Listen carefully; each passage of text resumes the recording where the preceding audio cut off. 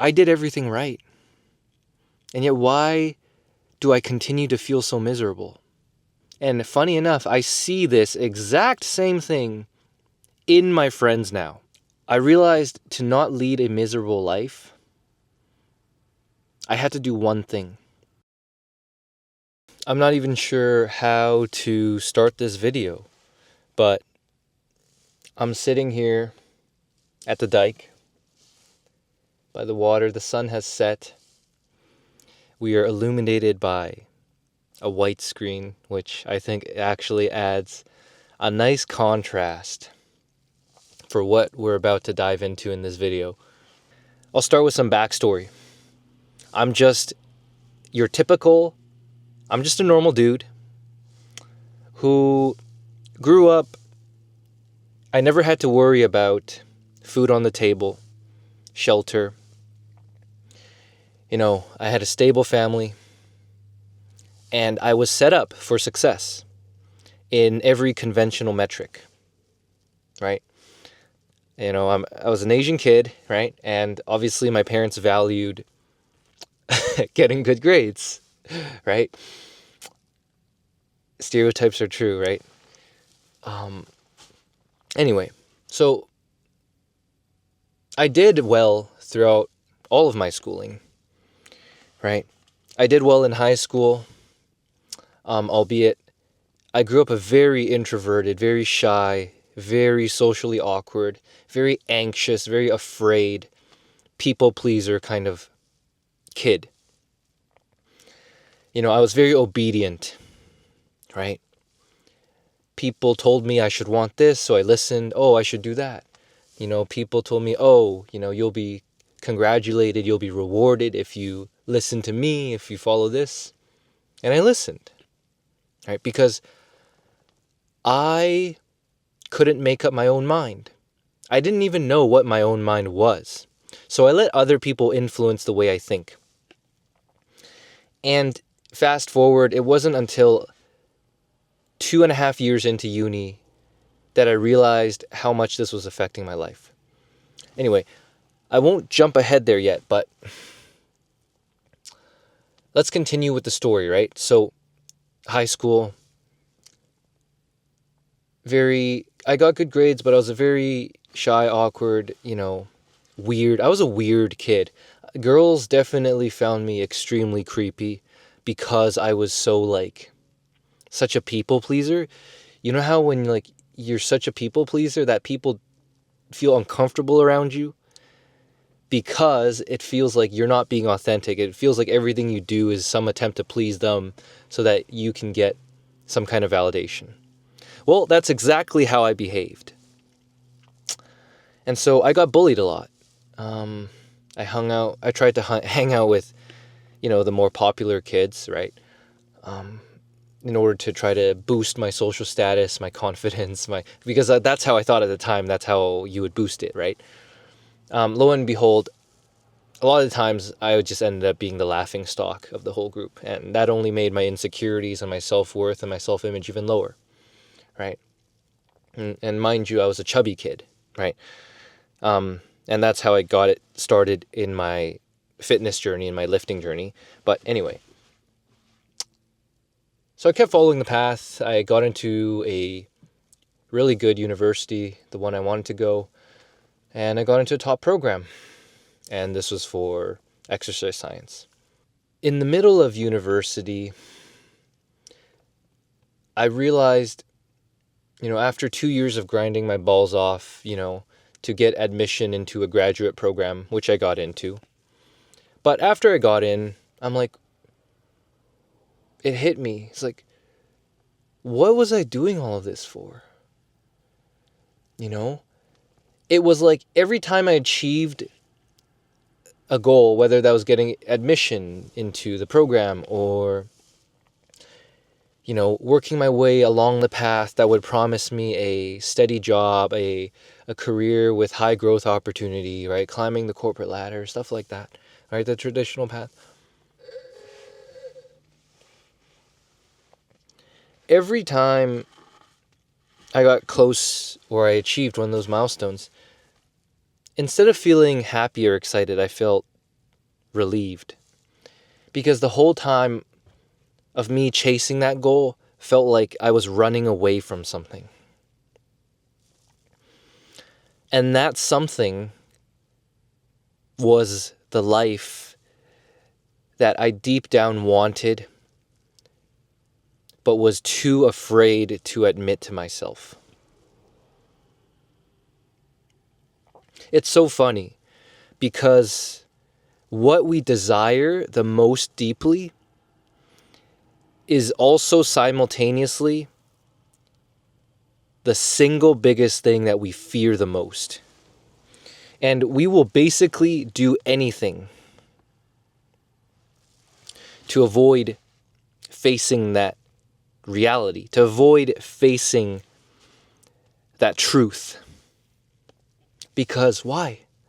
Because it's uncomfortable. It shakes us to our core. Because we're no longer seeking approval by going down a path that's been traveled by 10,000 people. And in that exact sense, there's nothing scarier than charting your own course with nothing but your own machete and finding your own path. But you see, I've noticed a pattern among all of the successful people that we look up to. And it's the exact same thing. Each and every one of them is unique in their authentic way. They never copied anybody. But the people who are trying to find success like them, they think, oh, if I can just learn from them and maybe imitate them, but it never works that way. Don't you see the Elon Musks, the Bezos, the Steve Jobs, all of these different guys? They charted their own path because they believed in a vision that was way greater than anybody else, and they didn't need anybody else's approval to pursue it. They were delusional. They were so delusional that they believed in it even when nothing seemed to be working. That is the pattern I notice in all of these successful people who have built something unique in the world. They didn't wait for permission. And so I want to tie this back to our original title of the video, right? Because I've been talking about myself for a while, and in the beginning I said the day I realized a safe life wasn't safe at all. It was paired hand in hand with this realization of, oh my God, stop calling me. It was paired with this realization that, is it really safe to trade your youth, your best youthful time, energy, into trading it for a laughable wage? Is that really worth it? To me, to come to the answer of no, I had to shift my paradigm, especially around money. Because you have people who own assets, who get other people to work for them, or they run businesses where the system can run itself, right? They don't trade time for money. I realized the safe life wasn't safe at all because I did everything right.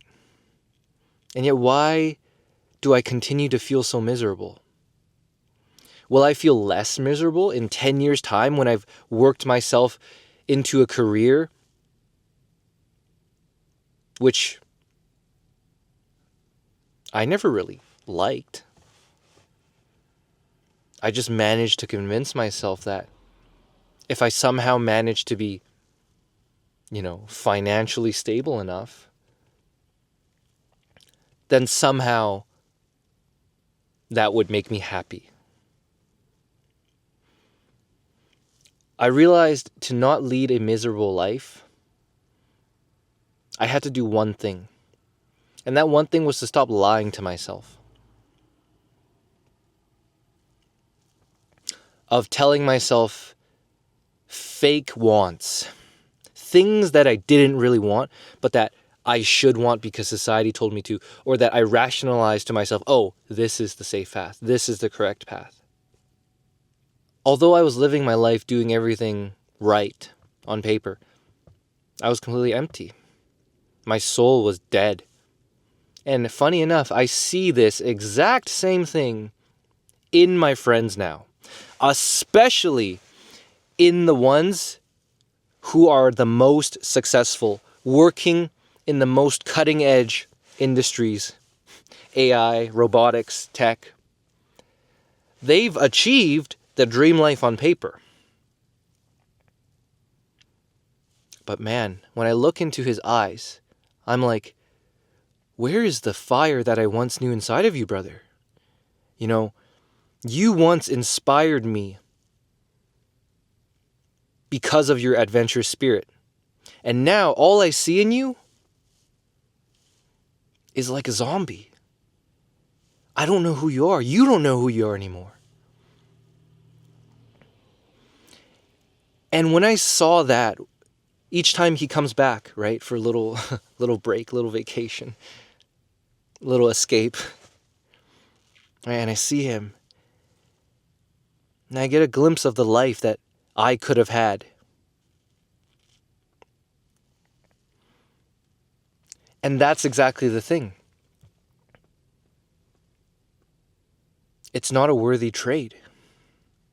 To trade a life, to trade your soul for a life that looks good on the surface, but deep down you're depressed and you're miserable inside. What is the point of your life then? Money isn't even real. You have these people, 20 people probably control the world's money, you know? Now, I'm not being very precise there, but our entire banking system, our entire financial system is a house of cards. And they've tricked everybody into trading their entire life for a bit of chump change. And once I saw that, I'm like, that is literally the Matrix. We are living, and they tax 30-40% of it after too. That is the most incredible thing. Anyway,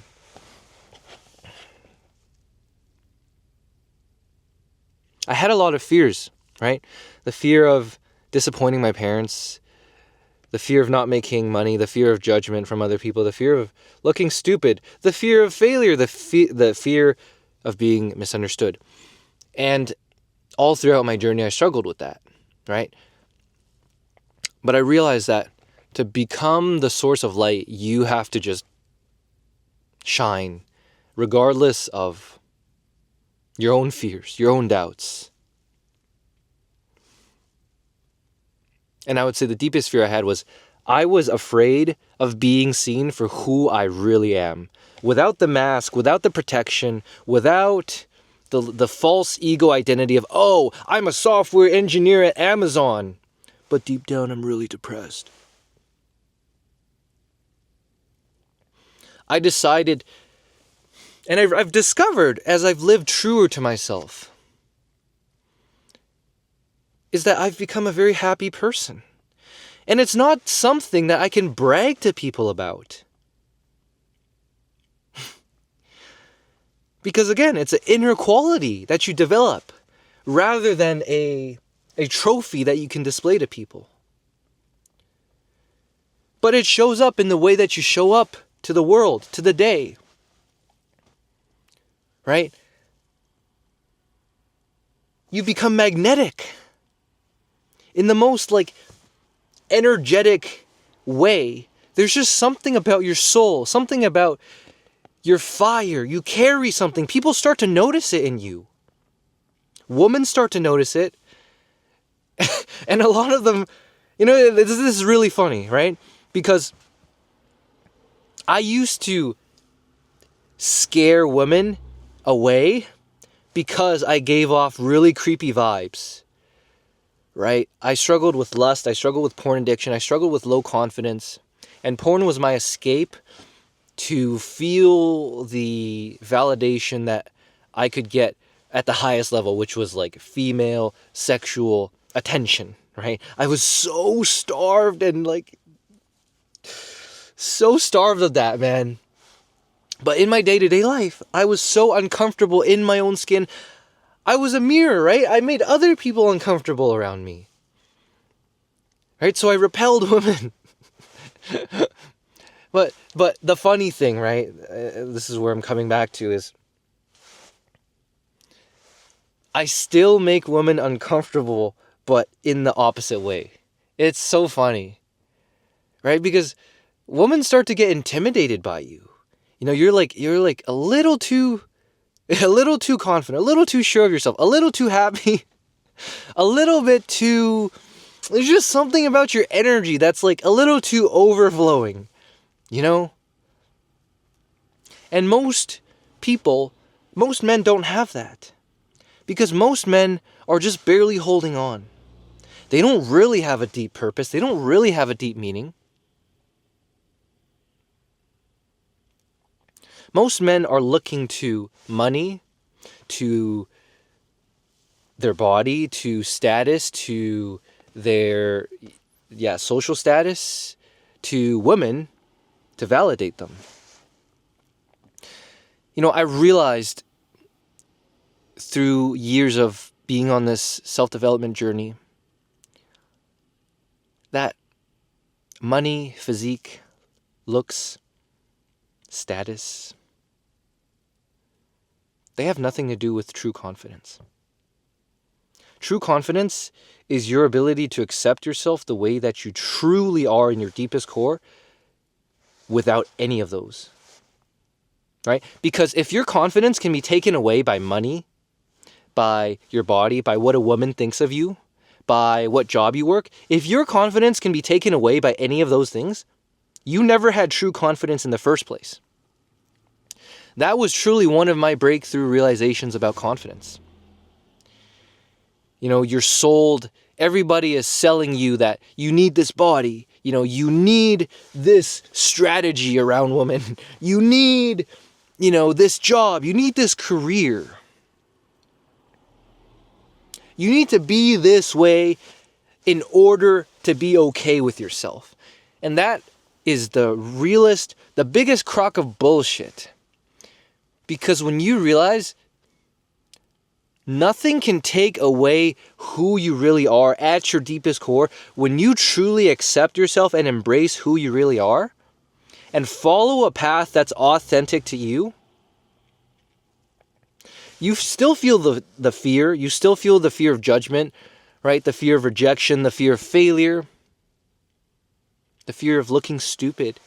It's not like you don't feel these things.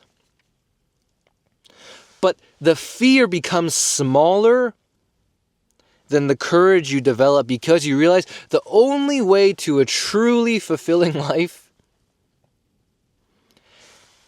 is to follow your adventure and to go down the path of your calling.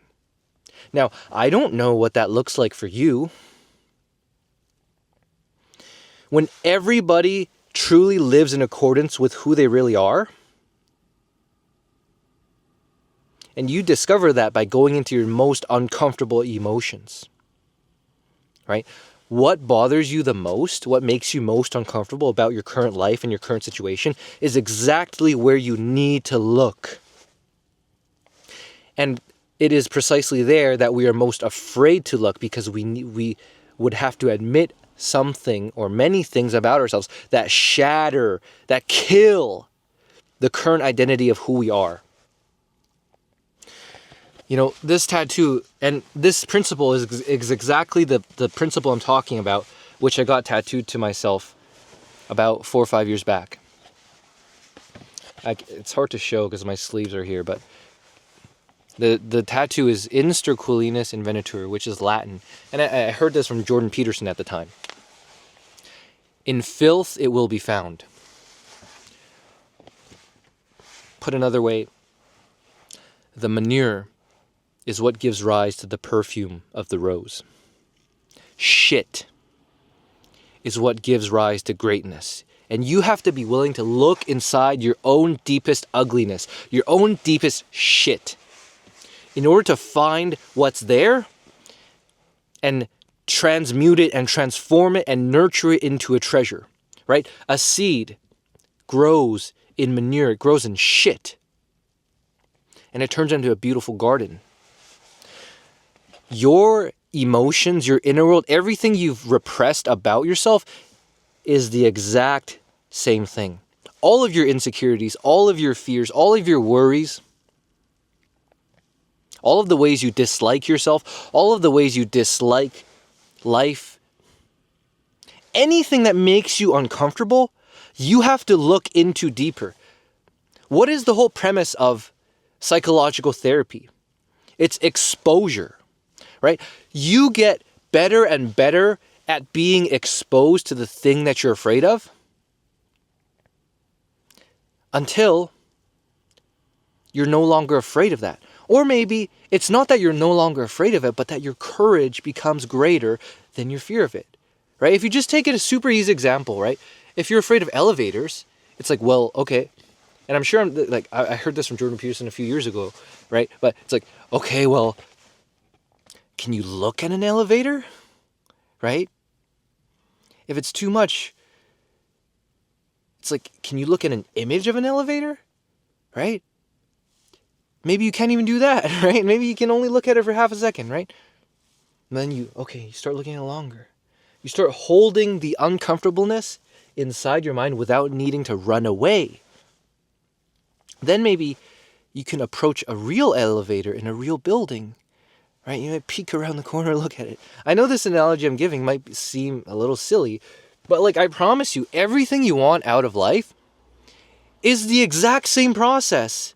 Just like what I'm doing now, it's the exact same process. You're just overcoming your fear by exposing yourself to what makes you deeply uncomfortable, right? Okay, let's say you get more comfortable. Now you can, in person, start looking at the elevator.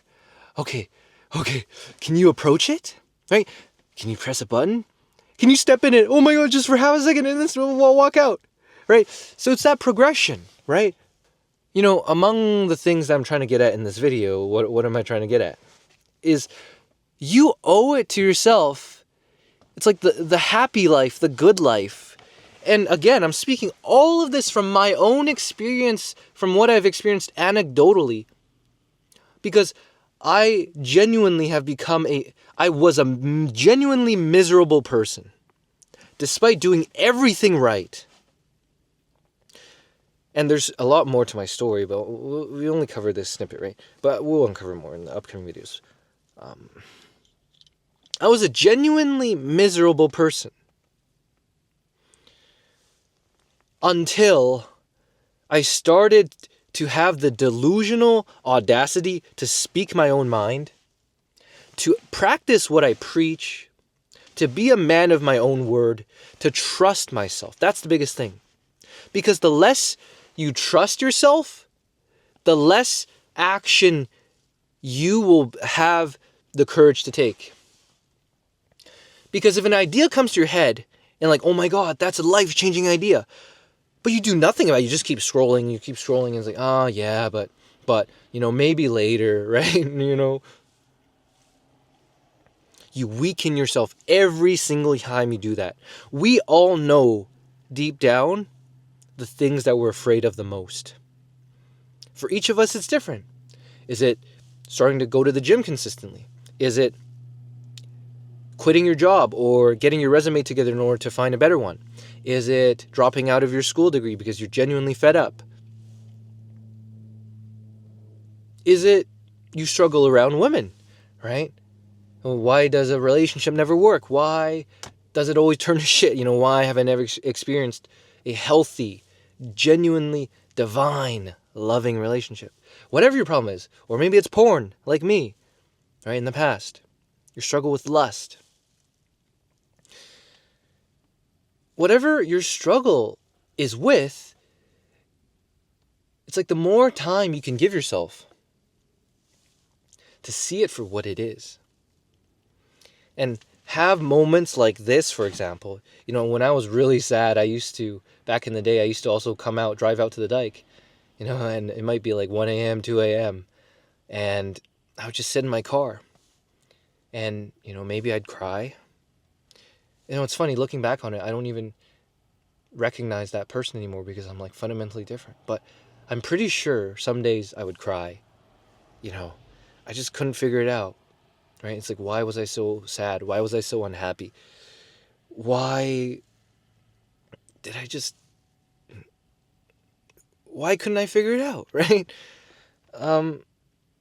But it was in me, looking back on it now, it was because I gave myself those moments to feel the uncomfortable feelings that I wanted to avoid at all costs, right? Think about how many people avoid all of their uncomfortable feelings. They party on the weekends, they drink alcohol, they smoke, they get into relationships, not from a place of genuine abundance and overflow, but from a place of needing to escape themselves. Think about that.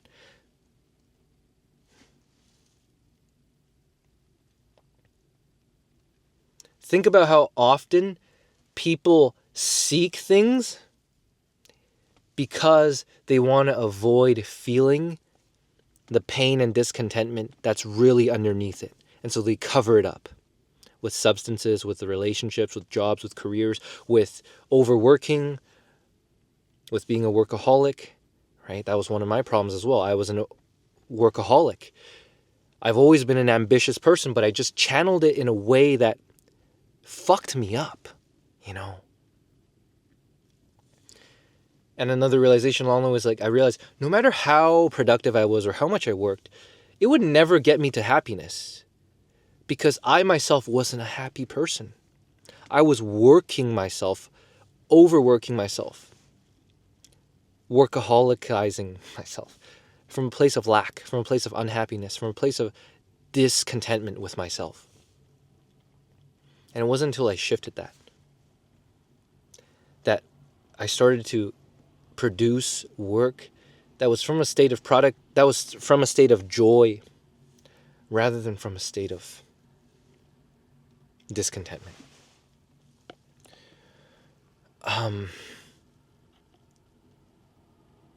We went all over the place in this video. I just lost my train of thought to the last point I was making. But I'm going to end it off with this note. If anything about my story resonated with you, I want you to know there is a way out. And it's actually way simpler than you think.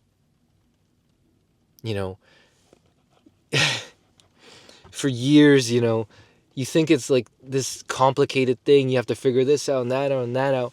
But it's just like, what you're missing is clarity. A clear mind, a still mind, a peaceful mind. A lifestyle that supports that makes you happy, that makes you excited to wake up in the day. Right? And all of that has to do with alignment. Alignment to purpose, alignment to mission, alignment to who you genuinely want to be and the life you want to lead. Alignment to authenticity. And I hope I spoke to you guys and some of it resonated, especially if you're someone who considers themselves to be very ambitious, but you never seem to have found the happiness that you thought ambition would promise you. That was the trap I found myself in for the longest time. Right? Know that your deepest, darkest wounds and secrets and traumas and insecurities, they are there for one reason only, and that is to fuel your greatness. You just have to be willing to stuff your face in the manure and give it a wet kiss. Make out with it.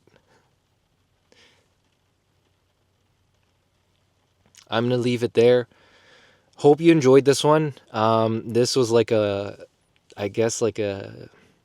intimate talk, as if I'm talking to my best friend, right? It's 5:34 p.m. I'm starving. I haven't eaten anything today. I've been fasted. So what I'm gonna do is I'm gonna end it. And I'm gonna see outside. It's hard to see. I'm gonna end it here. Gonna make myself some fucking dinner. I think I'm gonna make some like steak and avocado and egg toast. Oh my god, it's gonna be divine. It's the simple pleasures of life, man. Yeah, you can't really see shit. Oh, if I turn the car on.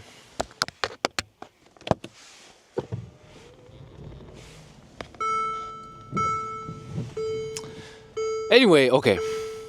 Peace out.